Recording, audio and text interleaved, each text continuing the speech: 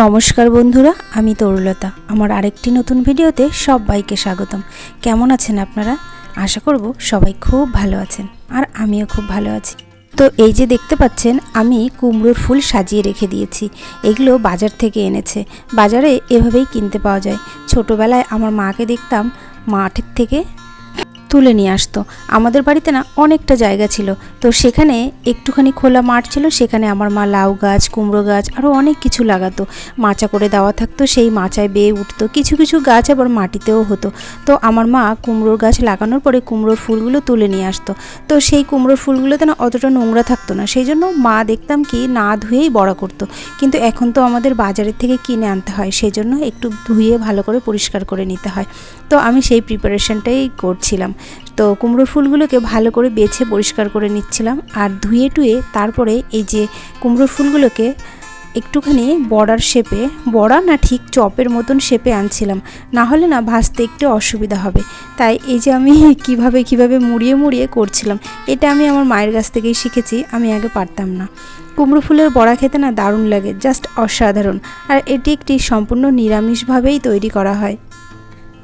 নিরামিষের দিনগুলোতে কী খাবো ভেবে পাই না, কিন্তু ডালের সঙ্গে বা যে কোনো নিরামিষের সঙ্গে এই বড়াটা করলে দারুণ লাগে খেতে।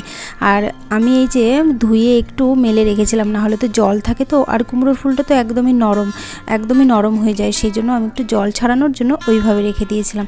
তারপরে বড়াটা করার জন্য আমি একটু ব্যাটার বানাচ্ছিলাম।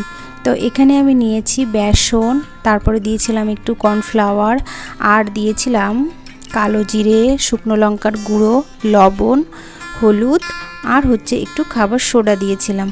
এবার এইগুলোকে ভালো করে জল দিয়ে আমি গুলে নেব। ডিম দিলে না আরও বেশি ভালো হয় জানেন তো, কিন্তু যেহেতু নিরামিষভাবে তৈরি করব, সেই জন্য আমি আর ডিম দিইনি। তারপরে প্যানের মধ্যে তেল দিয়ে, তেলটা গরম হলে ওই চপের শেপে যে করে রেখেছিলাম সেগুলো, সেই কুমড়োর ফুলগুলোকে ওই ব্যাটারটার মধ্যে চুবিয়ে ভেজে নিচ্ছিলাম। চুবিয়ে বললাম বলে কিছু মনে করবেন না প্লিজ, কি বলবো বুঝে পাচ্ছিলাম না, তাই ওই কথাটা বলে দিলাম। যাই হোক, এই যে আমি দিয়ে দিয়েছি, আর গ্যাসটা না কমিয়ে ধীরে ধীরে ভেজে নেব। ধীরে ধীরে ভাজলে না বেশি মুচমুচে হবে, তো সেই জন্য আমি আস্তে আস্তে করে এই যে ভেজেও নিয়েছি। প্রায় ভাজা হয়ে গিয়েছে।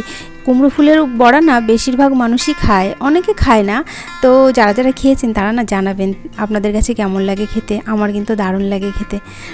তো এই যে সম্পূর্ণ তৈরি, আর দেখতে দেখেছেন কি সুন্দর হয়েছে, আর ভীষণ ক্রিস্পি হয়েছিল, খেতে দারুণ টেস্ট হয়েছিল। আমি খাওয়ার পরেই ভয়েসটা দিচ্ছি।